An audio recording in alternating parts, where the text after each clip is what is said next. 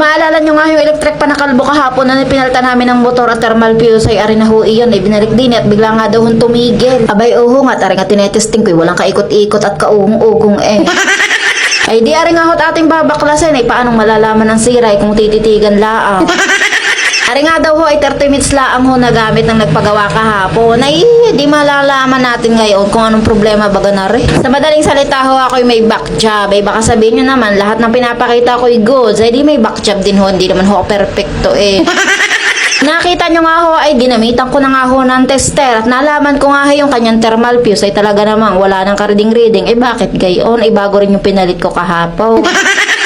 Madaling salita nga ho ay thermal fuse laang ho yung problema kaya aret akin ang ibabalik at wawiringan na ho yun laang naman eh. Pinagtataka ko nga lang ho ngayon lang nangyari sa akin yung bago naman yung thermal fuse eh bakit ngayon ho igayaan ay baka sadya ho may defect yung thermal fuse na nagamit ko. Tari nga ho nang mapalitan ko ng thermal fuse sabi ko nga ho sa may-ari iwanan na laang ho aret titestingin ko ng matagal at gawa nakakahiya naman kung babalik na naman di gagamitin ko muna 2 araw ganun.